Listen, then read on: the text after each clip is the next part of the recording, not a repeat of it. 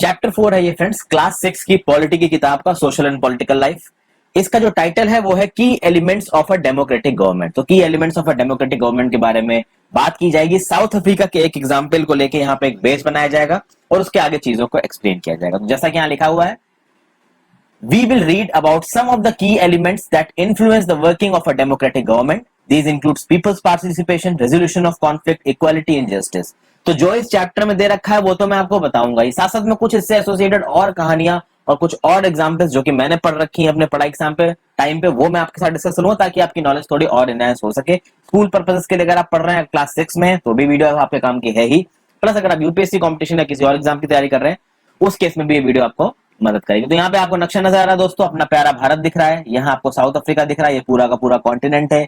ये south America है, ये नॉर्थ अमेरिका है जिसमें नीचे की तरफ मैक्सिको, बीच में यूएसए, ऊपर की तरफ कनाडा। ओके, यहाँ आपको ऑस्ट्रेलिया नजर आ रहा है, इस जगह पे पूरा आपका चाइना है, इधर कजाकिस्तान, तुर्कमेनिस्तान, तजिकिस्तान, उज्बेकिस्तान, बहुत सारी कंट्रीज, यहाँ टर्की। ठीक है, तो ये पूरा एक बार देखिए, मैप, वर्ल्ड मैप एक ऐसी चीज है जहां पे एक आपको हल्का फुल्का आइडिया होना चाहिए कि कौन कौन सी कंट्री कहां पे है। और मैं कहूंगा कि अगर आप किसी कॉम्पिटिटिव एग्जाम की तैयारी कर रहे हो, यूपीएससी या यूपीपीसीएस टाइप, तब तो आपको रेगुलरली मैप्स को देखते रहना चाहिए। अब हम यहाँ पे बात करेंगे साउथ अफ्रीका की। साउथ अफ्रीका एक ऐसी कंट्री है जहां बहुत सारी रेसेस हैं, ब्लैक रेस के लोग वहां बहुत हैं, और ओरिजिनली वहां पे ब्लैक पीपल रहा करते थे। आज की डेट में आप जाके साउथ अफ्रीका में देखोगे तो ब्लैक्स भी हैं प्लस व्हाइट्स भी हैं। ठीक है, तो फिर अगर आप साउथ अफ्रीका की टीम को देखो तो वहां पे आपको ए बी डिविलियर्स मिल जाएंगे। ठीक है, फिर आपको ग्राहम स्मिथ पहले मिलते थे, शॉन पॉलक मिलते थे, फिर एनगीडी मिलते थे। एनगीडी एक बॉलर है उनका, एक मकाया एंटीनी करके पहले एक बॉलर हुआ करता था, तो ये ब्लैक थे, ये बाकी व्हाइट्स थे। तो आप देखोगे, ये मैंने एग्जांपल्स इसलिए लिया क्योंकि मैं आपको ये बताना चाह रहा हूं कि अलग अलग रेसेस के लोग आपको साउथ अफ्रीका में मिल जाएंगे। इंडियन ओरिजिन के बहुत से लोग आपको साउथ अफ्रीका में मिलेंगे जो इनिशियली या तो वहां पे धंधा करने के लिए गए थे, बिजनेस करने के लिए गए थे, वो यहाँ पे, या फिर वो वहां पे एज अ लेबरर गए थे। क्योंकि इंडिया भी बहुत समय तक गुलाम रहा है, कई सालों तक गुलाम रहा है, और साउथ अफ्रीका तो बहुत ज्यादा गुलाम रहा है। अभी 1994 में साउथ अफ्रीका को उसको पूरी आजादी मिली है। तो जब दोनों ही अंग्रेजों के गुलाम थे तो बहुत सारे लेबरर्स इंडिया से जाके साउथ अफ्रीका में काम करते थे और बाद में वो वापस नहीं आए, वहीं पे सेटल डाउन हो गए। अब यहाँ पे एक लड़की है माया नायडू जो साउथ अफ्रीका में रहती है, चूंकि इंडियन ओरिजिन की है, नाम आप देख सकते हैं माया नायडू, 11 साल की बच्ची है, जोहानसबर्ग नाम के शहर में रहती है। बहुत ही खूबसूरत शहर है साउथ अफ्रीका का जोहानसबर्ग।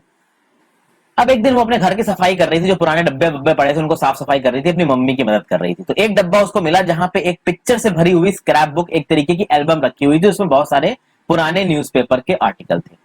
जब उस न्यूज़पेपर के आर्टिकल्स को उठा के माया नायडू देखने लगी, क्योंकि ऐसा होता है दोस्तों, जब कभी भी हम घर में साफ सफाई कर रहे हो और हमको कोई बहुत ओल्ड, कोई बहुत पुरानी चीज दिख जाती है तो हम देखने लगते हैं। कभी कभी हमको मम्मी पापा की पुरानी फोटोज दिख जाती हैं या पुरानी कोई भी चीज दिख जाए तो उसको हम लोग बड़े इंटरेस्ट के साथ देखने लगते हैं।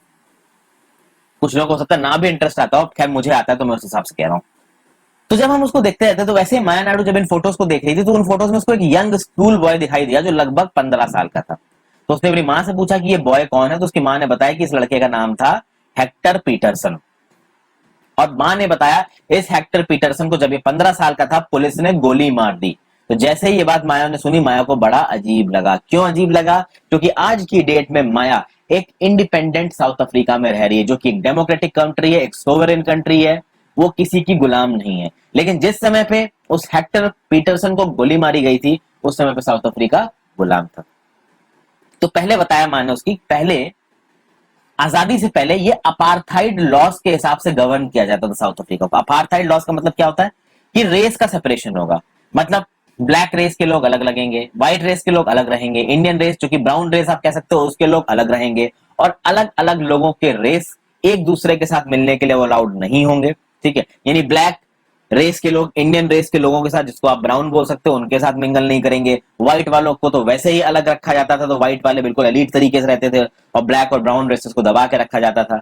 तो इस तरीके के लॉस थे जिनको आप अपार्थाइड लॉस कहते हो, जिसकी वजह से रेसेस आपस में मिंगल नहीं कर सकती थी, एक दूसरे के पास नहीं रह सकती थी, उनकी कॉमन फैसिलिटीज नहीं होती थी। अब जब इस बात की बात माया के कान में पड़ी तो उसको बड़ा अजीब लगा, क्योंकि आज की डेट में तो सब कुछ बराबर है। तो माया बार बार अपनी माँ से पूछ रही थी, उसकी माँ नाराज हो रही थी, क्योंकि हो सकता है उसकी माँ नॉस्टैल्जिक हो रही हो, उसको पुरानी बातें याद आ रही हो, उसको अपार्थाइड के टाइम को याद ना करना हो, इसलिए उसको माया पे थोड़ी बहुत गुस्सा भी आ रही थी। लेकिन माया फिर भी माया की माँ माया को इन सब चीजों के बारे में बता रही थी। तो माया की माँ ने माया को बताया कि उस समय के हॉस्पिटल अलग हुआ करते थे, जो एम्बुलेंसेज हॉस्पिटल से लाती थी वो अलग हुआ करती थी, तो अगर व्हाइट पीपल को प्रॉब्लम होगी तो उनके लिए अलग एम्बुलेंस आएगी, ब्लैक पीपल को प्रॉब्लम होगी तो उनके लिए अलग एम्बुलेंस आएगी। जो हॉस्पिटल और एम्बुलेंसेज व्हाइट पीपल के लिए उनमें बहुत अच्छी अच्छी फैसिलिटीज हैं, मॉडर्न है, और जो ब्लैक पीपल के लिए चीजें हैं वो बिल्कुल बेकार है, पुरानी है। फिर बताया जाता था कि पहले की ट्रेनें भी अलग हुआ करती थी, बसेस भी अलग हुआ करते थे, इवन बस स्टॉप्स तक अलग हुआ करते थे ब्लैक और व्हाइट पीपल के। एक स्टेशन है फ्रेंड्स जहां पे महात्मा गांधी जी के साथ एक बहुत ही, आप कह सकते हो कि इंटरेस्टिंग वाकया हुआ था साउथ अफ्रीका में। इस स्टेशन की मैं आपको फोटो दिखाता हूं। ये देखिए, ये वो स्टेशन है साउथ अफ्रीका का, पीटर मिट्सबर्ग कुछ करके नाम है इसका, नाम थोड़ा सा इसका जो प्रोनाउंसिएशन है वो आप जाके देख सकते हैं। तो पीटर मिट्सबर्ग करके एक स्टेशन है साउथ अफ्रीका में। यहां पे एक बार क्या हुआ दोस्तों कि गांधी जी के पास फर्स्ट क्लास की टिकट थी, गांधी जी ट्रेन में बैठे हुए थे एक, और गांधी जी ऑब्वियस ही बात है ब्राउन रेस को बिलोंग करते थे उस समय पे, तो एक इंग्लैंड का पर्सन आया वहां पे व्हाइट रेस का था, उसने गांधी जी से बोला उठो, गांधी जी ने मना कर दिया, उन्होंने बोला देखो मेरे पास स्टेशन है। गांधी जी को जबरदस्ती स्टेशन पे धक्का मार के उतार दिया गया, और उनको ये पता नहीं था कि वो किस आदमी को निकाल रहे हैं, ये आदमी बाद में इनकी हालत बिगाड़ देगा इंडिया में, जो कि बाद में हुआ। तो गांधी जी को इस स्टेशन पे अब बहुत साल पहले की बात है, ये है बात लगभग 1893 की, 1892 या 1893 है, 1893 है शायद, जून की बात है 1893 की, जब गांधी जी को इस स्टेशन पे जबरदस्ती उस डब्बे से बाहर उतार दिया गया था। और फिर आप कह सकते हैं कि the seeds of Gandhian satyagraha were sown at this station. तो ये एक कहानी है छोटी सी जो मैंने यहाँ पे मिंगल कर दिया आपको बताने के लिए, वीडियो को इंटरेस्टिंग बनाने के लिए। वापस आ जाते हैं। तो साउथ अफ्रीका में जो नॉन व्हाइट्स हुआ करते थे उनको भाई वोट देने की आजादी नहीं थी। जो सबसे अच्छा फर्टाइल लैंड था, प्लेन लैंड था, वहां पे व्हाइट पीपल रहा करते थे। गंदे लैंड्स पे और रिलेटिवली आप कह सकते हो कि जो लैंड्स अच्छे नहीं है उस पे नॉन व्हाइट्स रहा करते थे। तो भाई जो व्हाइट पीपल हैं उनको एलीट ट्रीटमेंट दिया जाता था, राजाओं की तरह ट्रीटमेंट दिया जाता था। तो जो ब्लैक पीपल्स थे या जो ब्राउन पीपल थे उनका ट्रीटमेंट बहुत गंदा था। एक ब्लैक टाउनशिप थी जिसका नाम था साउथ वेस्टर्न टाउनशिप, सोवेटो बोलते थे इसको। इसी टाउनशिप में ये लड़का हेक्टर पीटरसन रहता था जिसकी फोटो माया देख रही थी।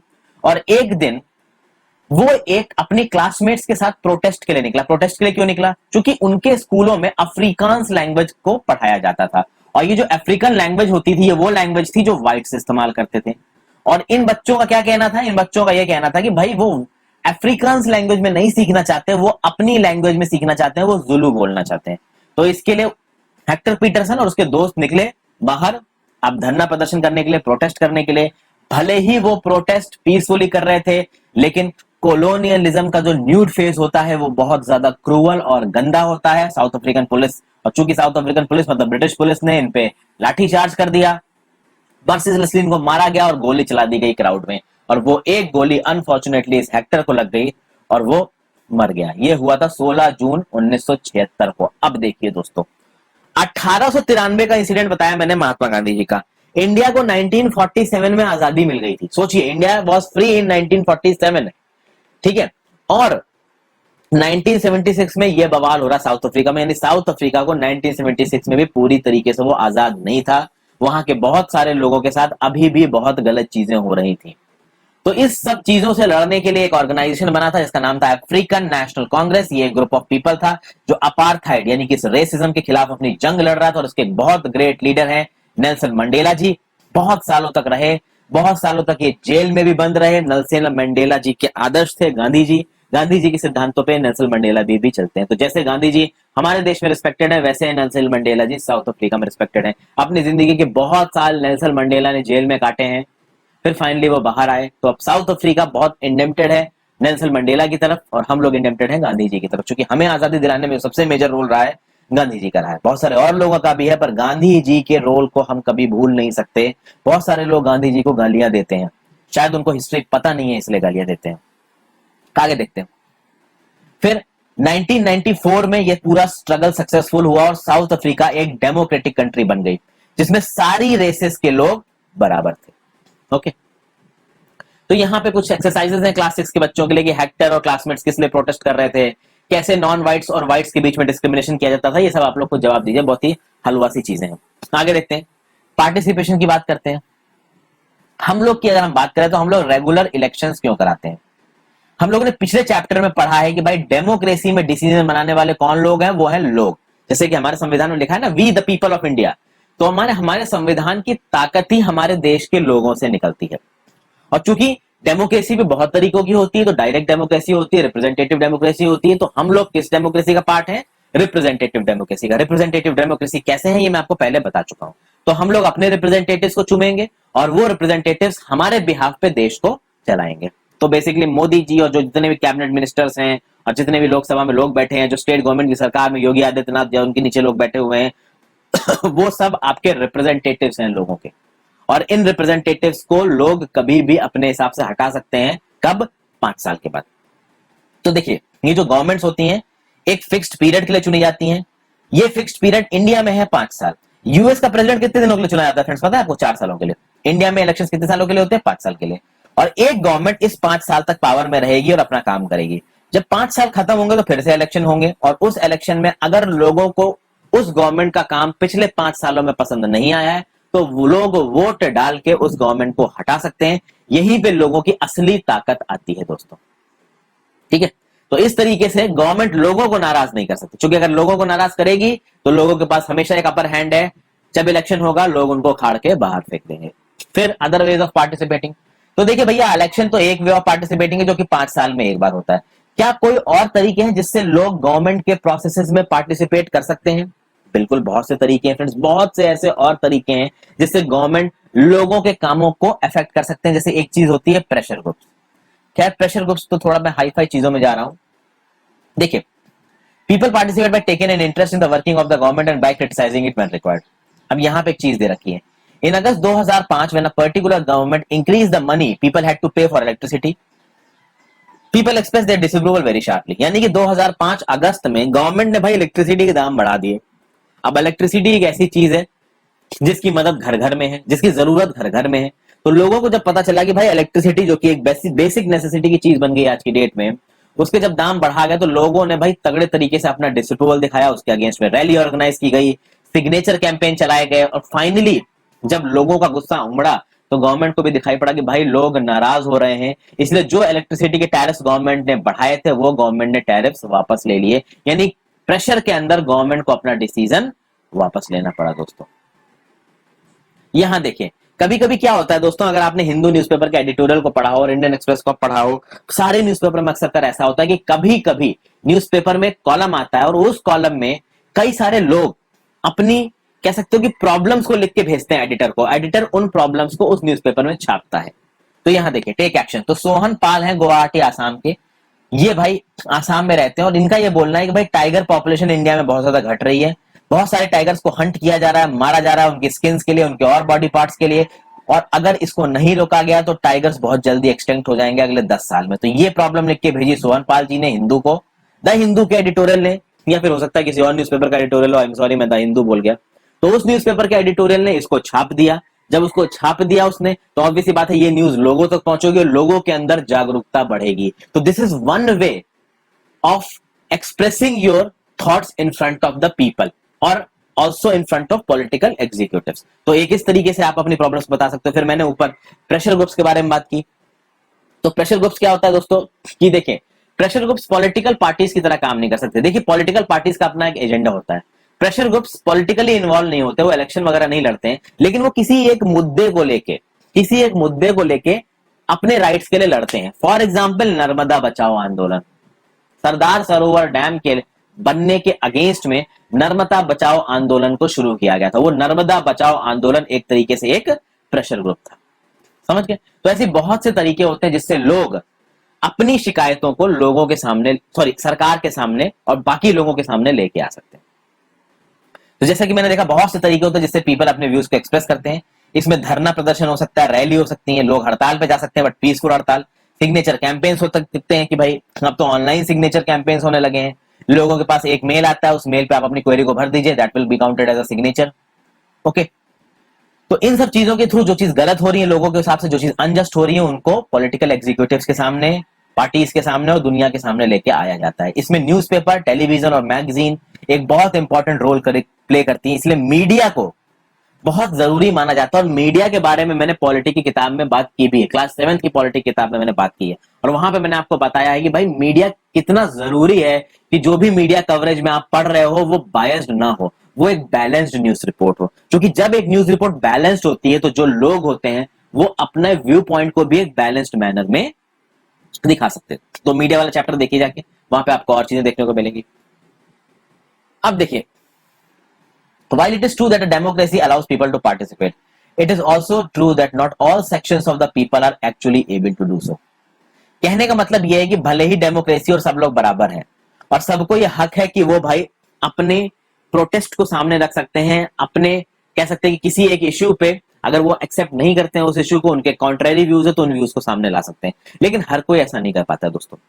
ठीक है, जैसे फॉर एग्जाम्पल कभी कभी कहा जाता है कि जैसे ये जो सोशल मूवमेंट्स ऑर्गेनाइज हो रहे हैं जो गवर्नमेंट को चैलेंज करते हैं, तो कभी कभी जो हाईली डिसएडवांटेज सेक्शन है हमारे देश के, जैसे आदिवासी, ट्राइबल्स, अब ये बिल्कुल बिहार इलाकों में रहते हैं, तो इनको इतना पता नहीं है, ये अभी इतने डेवलप नहीं हुए हैं कि शहरों में आके धरना प्रदर्शन कर सके, तो ये डिसएडवांटेज ग्रुप में आ गए। उसी तरीके से वो दलित जिनको दबाया जा रहा है, बहुत सारे लोग तो भाई अब लोअर कास्ट के ऊपर आ गए हैं, ठीक है, कंधे से कंधा मिला के चल रहे हैं, लेकिन ये बड़ी प्रॉब्लम बात वाली बात है कि बहुत सारे लोग आज भी गांव में पड़े हुए हैं, वो ऊपर नहीं आ पा रहे हैं, उनके ऊपर लाना जरूरी है। ठीक है, इनफैक्ट ये जो रिजर्वेशन सिस्टम है उसका जो फायदा है वो इन दलित्स को नहीं मिल रहा है। रीजन ये है कि बिल्कुल गांव में रहते हैं वो, ठीक है, ये रिजर्वेशन एक्चुअली में इन दलित्स के लिए लेके आया गया था, लेकिन आज की डेट में आप देखेंगे कि कोई आईएएस पीसीएस जो कि एक दलित कम्युनिटी को बिलोंग करता है, उसका बेटा भी रिजर्वेशन के फायदे लेता है, और प्लस वही रिजर्वेशन के फायदे इन दलित्स के पास भी अवेलेबल है। बट एक आईएएस पीसीएस या फिर किसी एक गवर्नमेंट जॉब में काम करने वाले पर्सन का बेटा और एक गांव में बिल्कुल गंदा सा मैनुअल स्कैवेंजिंग काम करने वाले एक दलित के बेटे के बीच में कोई कंपटीशन नहीं है। आप समझ गए मैं क्या कहना चाहता हूं? फिर आगे बात करते हैं। माइनॉरिटी कम्युनिटी, कभी कभी पे वुमेन, कभी कभी ये लोग अपने चीजों को ठीक तरीके से सामने लेके नहीं आ पाते, तो जब ये अपनी चीजों को ठीक तरीके से सामने लेके नहीं आ पाते हैं तो ये डिसएडवांटेज कैटेगरी में आ जाते हैं। तो भले ही हम डेमोक्रेसी में रहते हैं, पर इस डेमोक्रेसी में रहने के बावजूद भी कभी कभी कुछ ऐसे सेक्शंस होते हैं जो अपनी बातों को ठीक से एक्सप्रेस नहीं कर पाते हैं। तो अगर हमें अपने देश के डेमोक्रेटिक कैरेक्टर को अच्छा करना है तो जरूरी है कि लोग अलर्ट रहें और इंटरेस्टेड रहें इस बात में कि कंट्री कैसे रन कर रही है। और अगर एक बड़ा तबका अलर्ट है और इंटरेस्टेड है कंट्री के काम में, तो वो बड़ा तबका उस डिसएडवांटेज तबके को ऊपर उठने में मदद करेगा और गवर्नमेंट के ऊपर प्रेशर बनाएगा कि आप इन लोगों के लिए कुछ करिए, पूरे देश के लिए कुछ करिए। तो कभी अगर आपके स्ट्रीट से कोई रैली जा रही हो, आपके टाउन से या विलेज से, तो ये पता करने की कोशिश कीजिएगा कि वो रैली किसकी है, पर संभल के रहिएगा, क्योंकि रैली में कभी कोई पथराव, पत्थरबाजी और मतलब सुना भगदौड़ मच जाती है, तो उसमें चोटें भी लग जाती है लोगों को, तो इन सब चीजों से बच के रहिएगा। फिर आगे बात करते हैं नीड टू रिजॉल्व कॉन्फ्लिक्ट। तो भैया यहाँ पे हमने माया की स्टोरी के माध्यम से देखा, माया नाडू जो कि साउथ अफ्रीकन गर्ल है, उसकी स्टोरी के माध्यम से देखा कि कभी कभी जब कॉन्फ्लिक्ट होता है तो उस कॉन्फ्लिक्ट में वायलेंस होता है, उसकी वजह से मृत्यु भी हो जाती है, जैसे कि हेक्टर पीटरसन की मृत्यु हुई थी। यानी कि भले ही हेक्टर पीटरसन और उसके क्लासमेट्स अपने हक के लिए लड़ रहे थे, पर उनको जबरदस्ती दबाया गया, उसमें कॉन्फ्लिक्ट हुई, कॉन्फ्लिक्ट में वायलेंस हुआ और अनफॉर्चुनेटली हेक्टर पीटरसन की मृत्यु हो गई, और भी बहुत से लोगों की ऐसे ही मृत्यु हुई होगी, जो कि बिल्कुल गलत था। तो कॉन्फ्लिक्ट्स आते कब है? तो देखा जाए फ्रेंड्स, अगर एक जर्नलिस्ट पर्सपेक्टिव से देखा जाए तो कॉन्फ्लिक्ट्स तब आएंगे जब अलग अलग कल्चर के, अलग अलग रिलीजन के, अलग अलग जगहों के और अलग अलग इकोनॉमिक बैकग्राउंड के लोग एक दूसरे के साथ एक ही सामंजस्य में नहीं बैठ पाएंगे, उनके बीच में क्लैशेस उभरेंगे। और जब उनके बीच में क्लैशेस कब उभरेंगे? जब एक तबके के लोगों को डिस्क्रिमिनेट किया जाएगा, इक्वल अपॉर्चुनिटी नहीं दिया जाएगा। तो अगर उस क्लैश को सही तरीके से डील नहीं किया गया तो वो क्लैश वायलेंट भी हो सकती है, उसके चक्कर में लड़ाइयां भी हो सकती है, और अगर ये लड़ाइयां एक लिमिट से ऊपर चली गई तो भैया फियर और टेंशन का माहौल आ सकता है एक जगह पे। जब कम्युनल राइट्स हो जाते हैं तो ऐसे ही फियर और टेंशन का माहौल बहुत जबरदस्त तरीके से आ जाता है, बहुत सारे लोगों को मार दिया जाता है, जो चीजें बहुत गलत है। इसीलिए इन सब चीजों को रिजॉल्व करने की रिस्पॉन्सिबिलिटी बैठती है गवर्नमेंट की। बट हमने अपने आजादी से आज तक लिखा है कि गवर्नमेंट ने इन सब चीजों का फायदा उठाया है अपने उल्लू सीधा करने के लिए। उन्होंने कम्युनिटी से कम्युनिटी को, लोगों को लोगों से, जातियों को जातियों से लड़ा दिया ताकि उनकी कुर्सी ना हिले। तो ये लोगों की रिस्पॉन्सिबिलिटी बनती है कि वो अपने बीच में सामंजस्य बना के रखें और गवर्नमेंट को अकाउंटेबल करें उनके काम के लिए। फिर एक छोटा सा यहाँ पे फैक्ट है, the Indian constitution lays down the basic rules और laws that has to be followed by everyone. These laws are both for the government and the people. Conflicts and differences have to be resolved according to these laws. कहने का मतलब है कि भारतीय संविधान ने detail में नियम कानून लिख रखे हैं जिसके हिसाब से आपको देश को चलाना है। और केवल लोगों के लिए ही नियम नहीं लिख रखे हैं, जो सरकारें हैं उनके लिए भी नियम लिख रखे हैं। सरकार क्या कर सकती है, सरकार क्या नहीं कर सकती। कहीं पर जब सरकारों ने बहुत ज्यादा स्ट्रांग होने की कोशिश की है, कॉन्स्टिट्यूशन के अगेंस्ट जाने की कोशिश की है, वहां पे सुप्रीम कोर्ट ने उनको रोका है। जैसा कि मैंने आपको पहले बताया कि कभी कभी भाई रिलीजियस प्रोसेशंस निकलते हैं, उसकी वजह से कॉन्फ्लिक्ट हो जाता है। कभी कभी होगा क्या कि हिंदू मुस्लिम में लड़ाइयां होती रहती है, तो कोई हिंदू प्रोसेशन होगा वो जबरदस्ती एक मुस्लिम लोकेलिटी से निकाल देंगे, या कोई मुस्लिम प्रोसेशन होगा उसको जबरदस्ती एक हिंदू लोकेलिटी से निकाल देंगे। उसमें होगा कि कभी कभी भैया पथराव हो गया तो वहां पे मारापीटी शुरू हो जाएगी, लड़ाई शुरू हो जाएगी, उसमें एक दो लोगों को चोट लग सकती है। फिर वो एक दो लोगों को चोट लग गई या फिर कोई गलती से मर गया तो भैया पता चला उससे और दंगे भड़क गए। तो इस तरीके की चीजें रेगुलरली होती रहती हैं। इसलिए जरूरी रहता है कि गवर्नमेंट की जो एक ब्रांच है वो पुलिस, वो रेगुलरली इन्वॉल्व रहे इन चीजों में। देखिए प्रोसेशंस निकालना और पीसफुल प्रोसेशंस निकालना सबका हक है। कोई भी रिलीजन अपने हिसाब से प्रोसेशन निकाल सकता है, बशर्ते वो प्रोसेशन किसी और को परेशान ना करे। इसीलिए गवर्नमेंट और पुलिस रेगुलरली अलग अलग कम्युनिटीज के लोगों से नॉर्मली बात करती रहती है कि भाई इस समय पे ये होने वाला है, आप शांति रखिए, भाईचारे के साथ रहिए। और इसमें गवर्नमेंट को एक मेजर रोल प्ले करना बहुत जरूरी होता है। पर अगर गवर्नमेंट ने गड़बड़ की तो बात बिगड़ जाती है। ओके, फिर कभी कभी सिर्फ रिलीजियस प्रोसेशन ही नहीं, बहुत सारे और भी वजहें होती हैं लड़ाइयों की। जैसे रिवर्स बहुत सोर्स बनी है कॉन्फ्लिक्ट्स का स्टेट्स के बीच में। कभी कभी होता है कि एक नदी एक से ज्यादा स्टेट्स के थ्रू बहती है। जैसे कि अब अगर आप बात करो, यहां पे आपको फिगर में कावेरी नदी दिख रही है। अब कावेरी नदी आपकी कर्नाटका के थ्रू भी बहेगी, अब तमिलनाडु के थ्रू भी बहेगी। कभी कभी दो से तीसरे स्टेट में पहुंच गई, चौथे स्टेट में पहुंच गई। तो ऐसी बहुत सी नदियां हैं इंडिया में। अब इन नदियों का पानी इन स्टेट्स के लिए बहुत ज्यादा जरूरी है। कैसे? कर्नाटका में एक डैम है कृष्णराज सागर डैम। ओके, कृष्णराज सागर डैम में जो पानी होता है बहुत सारे डिस्ट्रिक्ट्स में इरिगेशन के लिए पानी देता है, और बेंगलुरु सिटी को पानी भी इसी कृष्णराज सागर डैम से आता है। वहीं पे तमिलनाडु में एक डैम है मेत्तूर डैम। इस मेत्तूर डैम से पानी तमिलनाडु में जो एग्रीकल्चर का रीजन होता है उसके लिए छोड़ा जाता है। अब भैया देखिए, जैसे जैसे आबादी बढ़ रही है, आबादी के द्वारा इस्तेमाल किए जाने वाला पानी बढ़ रहा है। इंटेंसिव एग्रीकल्चर में आप वाटर इंटेंसिव क्रॉप्स को उगा रहे हो। जैसे साउथ इंडिया में बहुत जगहों पे शुगर केन की कल्टीवेशन होती है, और शुगर केन की कल्टीवेशन, गन्ने की कल्टीवेशन बहुत पानी मांगती है। राइस की कल्टीवेशन होती है, राइस की कल्टीवेशन बहुत पानी मांगती है। ये जो कावेरी वाला डेल्टा है, इस कावेरी में तो एंशिएंट टाइम्स और मीडियल टाइम से ही राइस उगाया जा रहा है। तो भैया वाटर इंटेंसिव क्रॉप्स उगा रहे हो, पॉपुलेशन बढ़ गई है, पानी की जरूरत ज्यादा है। अब भैया दोनों डैम्स में पानी पूरा हो नहीं पाता, ना कृष्णराज सागर डैम में ना मेट्टूर डैम में। तो भैया तमिलनाडु और कर्नाटका लगातार एक दूसरे के साथ लड़ते रहते हैं, ये भैया पानी हमारा, पानी हमारा। और जब दो स्टेट्स आपस में डिसाइड नहीं कर पाते कि भैया पानी किसका, तब सेंट्रल गवर्नमेंट को वहां पे आके एक रिवर डिस्प्यूट ट्राइब्यूनल बनाना पड़ता है उनकी प्रॉब्लम्स को सॉल्व करने के लिए। क्योंकि क्या है कि पहले ये नदी गुजर रही है आपकी किससे, कर्नाटका से, कर्नाटका के पास जाएगी तमिलनाडु में। तो भैया सबसे पहला एडवांटेज किसके पास है, कर्नाटका का। अगर कर्नाटका ने एक लिमिट से ज्यादा पानी अपने कृष्णराज सागर डैम और बाकी डैमों में भर लिया तो तमिलनाडु तक पानी ही नहीं पहुंचेगा। तो तमिलनाडु भाई गवर्नमेंट लड़ेगी कर्नाटका से, सेंट्रल गवर्नमेंट में जाएगी, सुप्रीम कोर्ट के पास जाएगी कि भाई हमारा पानी खा गए, ये पानी तो हमारा भी है। क्योंकि तमिलनाडु यहाँ पे डाउन स्ट्रीम में है, अपस्ट्रीम में नहीं है। और भाई दोनों जगह के लोगों को पानी की जरूरत है। अगर पानी के डिस्प्यूट्स के बारे में हम लोग बात करें ना, तो इस फोटो में देखिए दोस्तों कितनी नदियों पे डिस्प्यूट चल रहा है। देखिए inter state river water dispute act है 1956 का, उसके थ्रू अलग अलग रिवर्स में डिस्प्यूट्स को देखा जाता था। तो शुरू में भाई कृष्णा नदी पे जब डिस्प्यूट हुआ तो कितनी स्टेट्स इन्वॉल्व है, महाराष्ट्र, कर्नाटक, आंध्र प्रदेश। इसके लिए डिस्प्यूट ट्राइब्यूनल बनाया गया कब, 1969 ने। ट्राइब्यूनल ने अपना अवार्ड दिया 1976 में। फिर गोदावरी किन किन स्टेट्स में गुजरती है, कितने लोग उसके लिए लड़ रहे हैं, नर्मदा के पानी के लिए कितने लोग लड़ रहे हैं, कावेरी के पानी के लिए, कृष्णा के पानी के लिए कितने लोग लड़ रहे हैं, यहाँ पे आपको नजर आ रहा है। सबके लिए ट्राइब्यूनल बन गए। लेटर में क्या हुआ कि भैया जो इंटर रिवर जो डिस्प्यूट वाटर एक्ट था 1956 का, उसमें 2017 में एक अमेंडमेंट हुआ था, और उस अमेंडमेंट के थ्रू काफी स्ट्रीमलाइन तरीके से इस प्रॉब्लम को सॉल्व करने की कोशिश की गई। तो इस 2017 वाले अमेंडमेंट को पढ़िए जाके, तो आपको और चीजें इसके बारे में जानने को मिलेंगी। तो भाई जिस जिस स्टेट से भी वो नदी गुजर रही है, उस स्टेट्स में एक प्रॉपर प्रोपोर्शन में पानी जाए, ये बहुत ज्यादा जरूरी है। क्योंकि पानी पे सबका हक है, पानी एक नेचुरल रिसोर्स है। और इन अवर टर्न ये हमारे लिए बहुत जरूरी है कि जब भी पानी हमारे पास आ रहा है, हम उसको एक फ्री और फालतू का रिसोर्स समझ के खर्च ना करें, हम उसको फ्री और फालतू का रिसोर्स समझ के काम करते हैं। घर पे आपने देखा होगा कभी कभी आप कार धुलते हो तो पाइप से धुलते हो, आपको आइडिया नहीं है कि पाइप से आपकी कार धुलने में आप कितना पानी वेस्ट कर रहे हो, और हो सकता है ये पानी जो अपनी स्पीड से आपको अभी मिल रहा है आपके बच्चों को शायद ना मिले, और उनके बच्चों तक तो हो सकता है खत्म ही हो जाए, फिर तो कब बाल्टी से नहाना पड़े। समझ रहे हैं ना। फिर